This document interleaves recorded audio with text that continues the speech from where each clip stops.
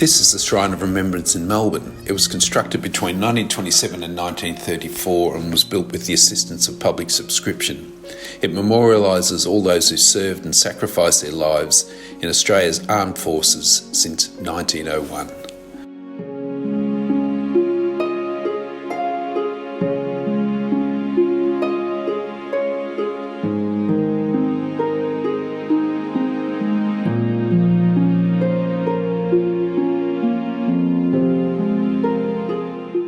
The shrine was designed so that on Remembrance Day at the 11th hour on the 11th of November, the sun would shine through the opening at the top of the shrine and focus on the word love.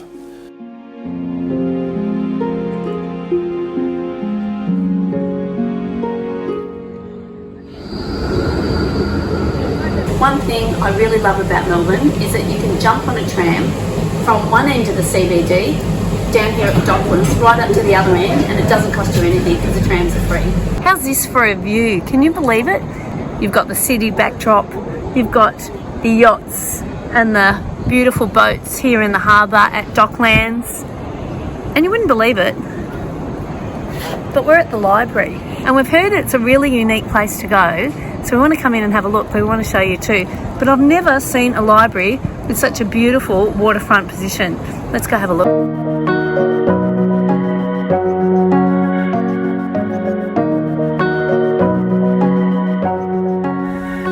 This library has sewing machines, overlockers, and even a cutting table for people to use. There's 3D printers, and if you get tired of reading books, you can go to another room and play table tennis.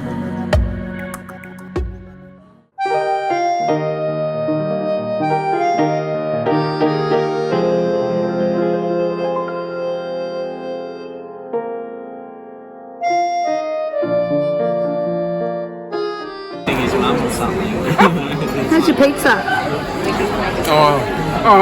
Good? I'm staying in Melbourne.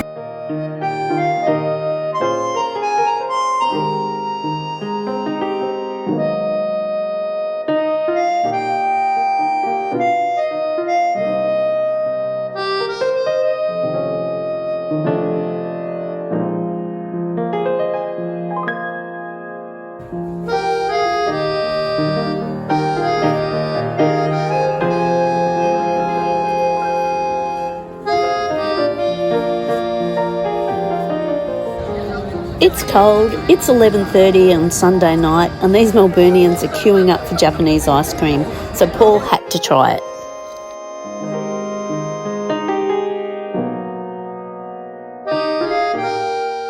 It looks chewy. Is it chewy? What's it like? Nice. That's not much of a description. Well, it's unusual. Yeah, it's like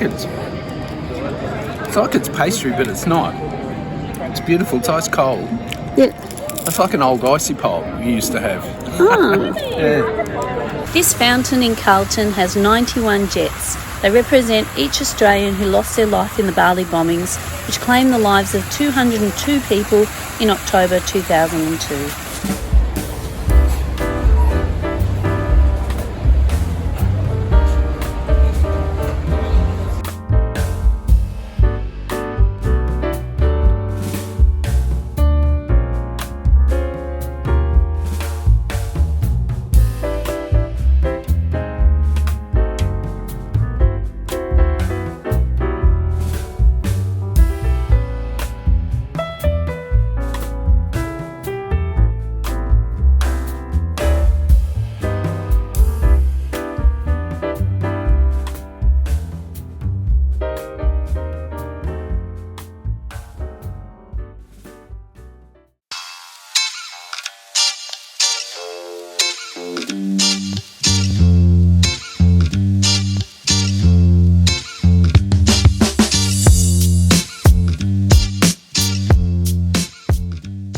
I'm in Rose Street in Fitzroy, and if you're here on a Saturday you must come to their vintage market, because I've been before. It's not Saturday today, so it's not on, but on Saturday mornings it's fantastic. It has so many different quality vintage stalls.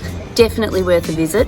Catch the number 11 tram from, say, Collins Street, and it brings you right down here to Brunswick Street, and then, or you can come via Smith Street and come to this market on a Saturday morning, because it really is worth a visit.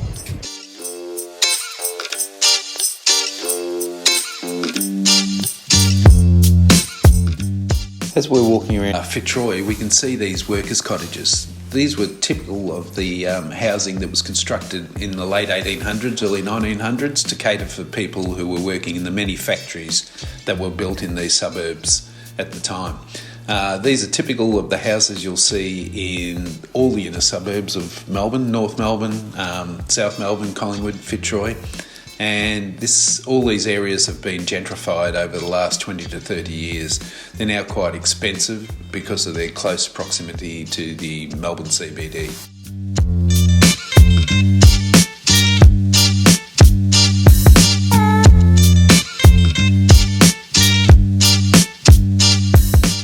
You may notice in Melbourne that many buildings have used bluestone in their construction. This is because to the west of Melbourne there are large lava plains that created the bluestone, and they found it easy to quarry and transport back to Melbourne in the late 1800s, early 1900s. Now, a lot of the inner lanes and alleyways of Melbourne still have the bluestone paving because of its durability, and I think it's a unique part of Melbourne's character.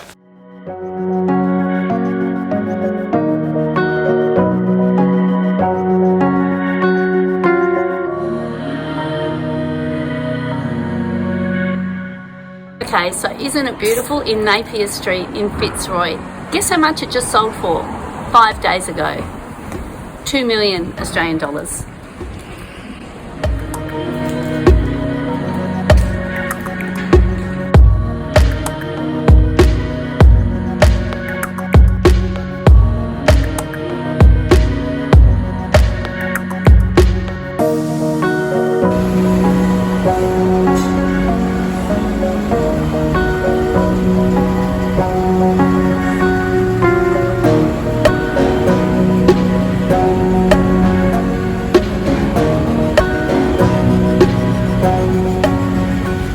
A little bit of trivia for Australian football fans. This beautiful Bluestone pub was where the Collingwood Football Club was created in 1889.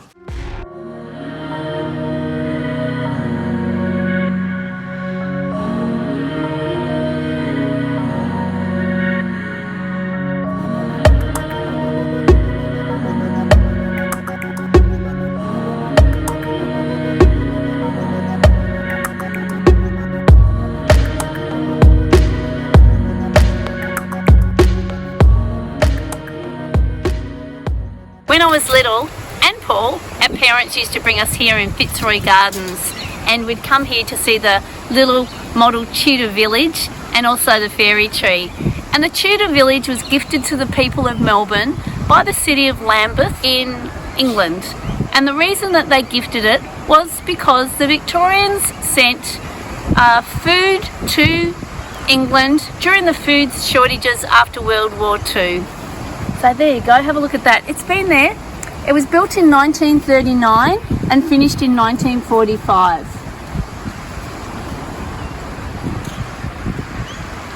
This fairy tree was carved as a gift to the children and the fairies of Melbourne by Ola Cone in 1932. And on the plaque it says, "I have carved a tree in the Fitzroy Gardens for you and the fairies, but mostly for the fairies and those who believe in them. For they will understand how necessary it is to have a place that's a fairy sanctuary, a place that is sacred and a safe home should be for all living creatures. Therefore, I dedicate this tree to the children and the fairies, as it is to them I owe my inspiration." And I remember coming here with my parents since I was 4 or 5, and looking at this tree and looking at all the little fairies and being so infatuated with it.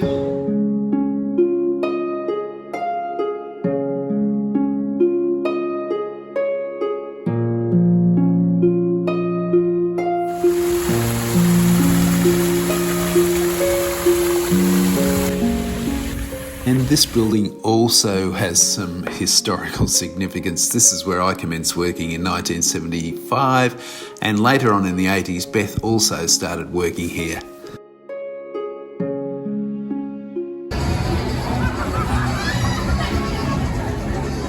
How's this bar on the Yarra River? It's got its own swimming pool.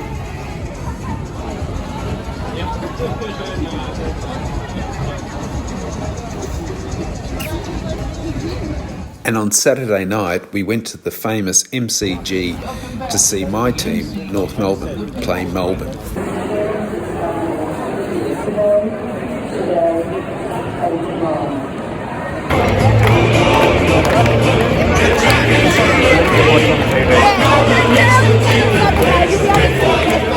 At the start of the game, we were looking very happy, but as you can see on the look on Matthew and my faces, my team, North, weren't doing so well, and in the end we got well beaten. I'm not going to say the score, it was a bit embarrassing. Anyway, there's always next week.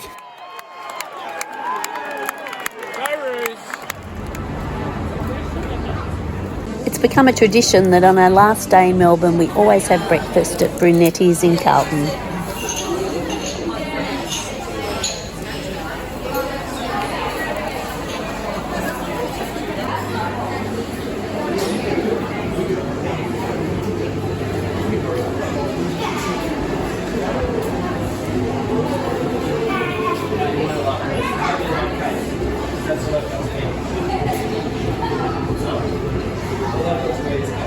They're awesome, aren't they?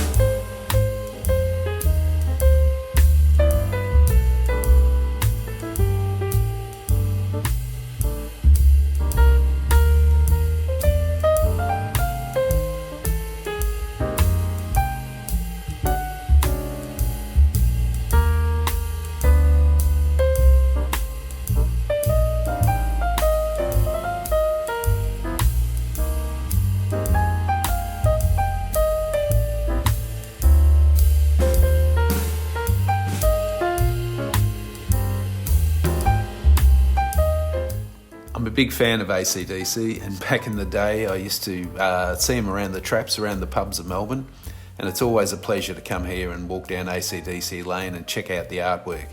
And I think later we actually catch up with an original Banksy.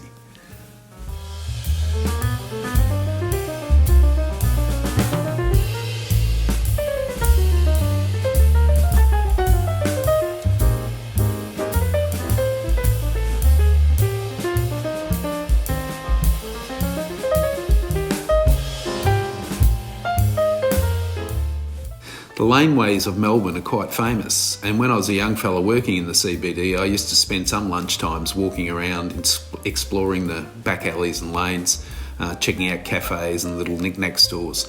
Every time I come down to Melbourne now, I always take time out to walk through the lanes. They've improved a lot of great little cafes, bars, boutique stores, and it's well worth spending some time checking them out.